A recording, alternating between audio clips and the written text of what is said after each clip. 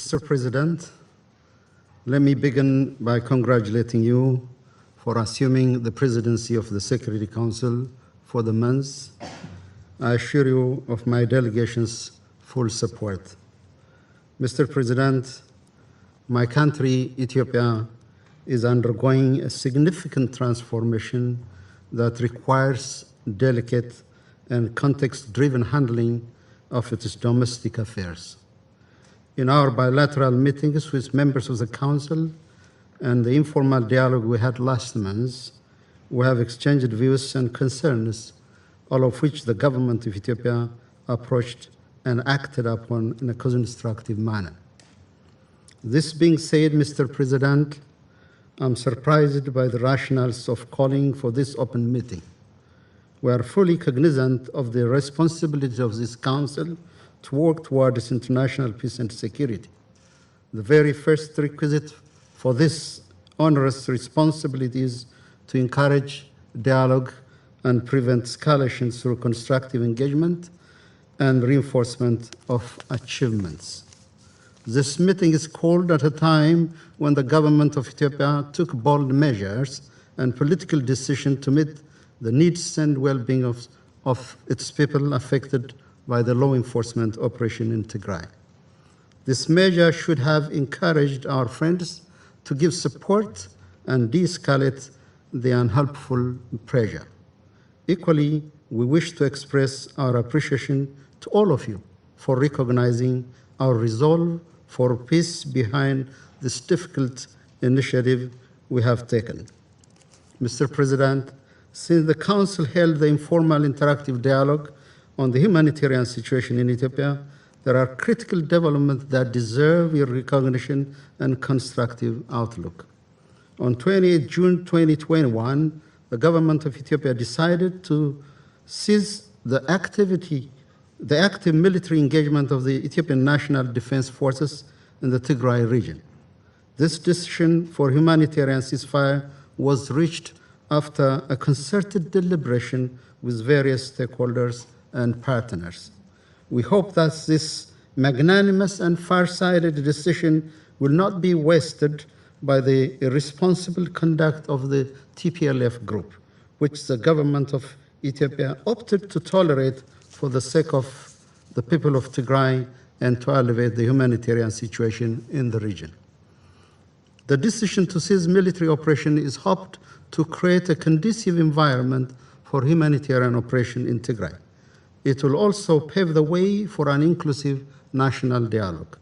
The TPLF group that we're pursuing continued its belligerence to protect few individuals.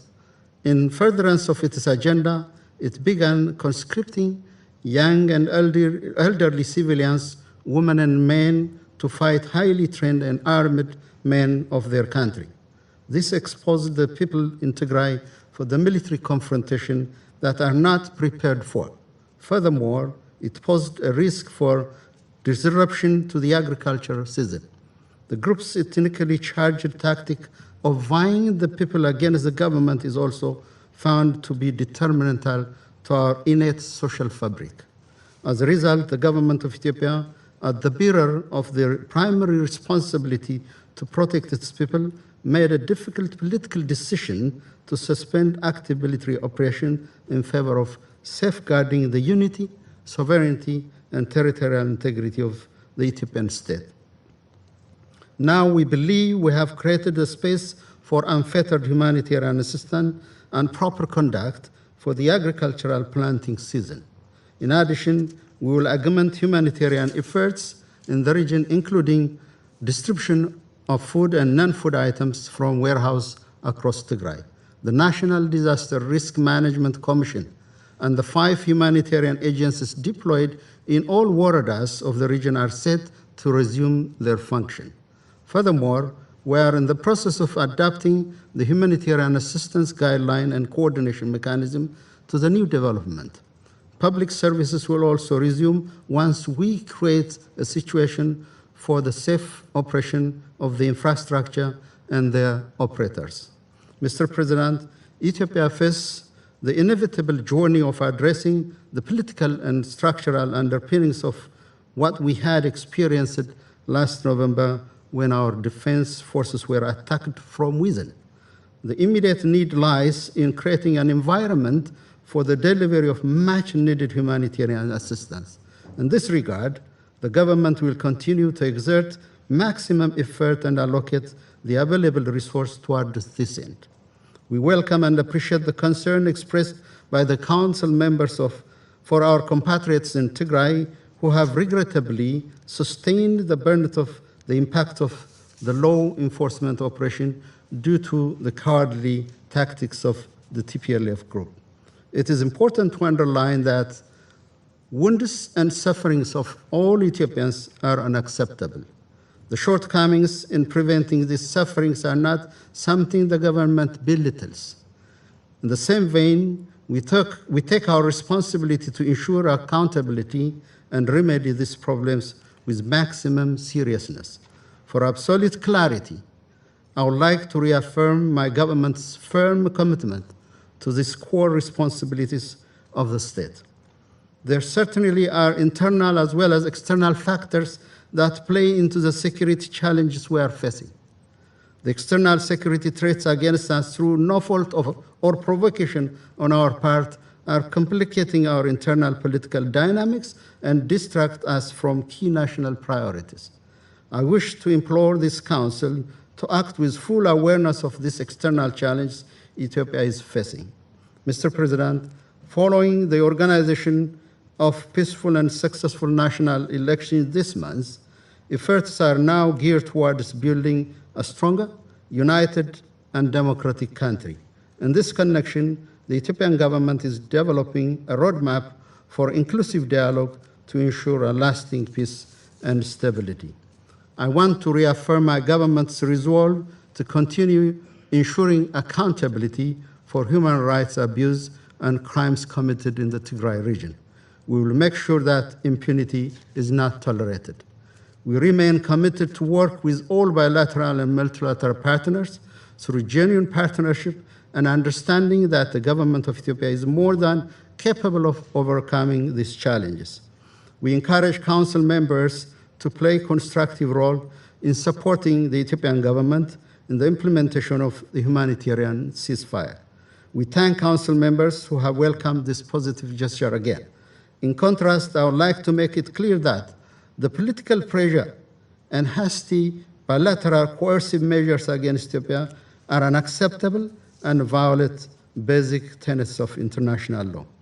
Excessive pressures will put this ancient country of 110 million people to the precipice and deep ravine with no possibility of recovery.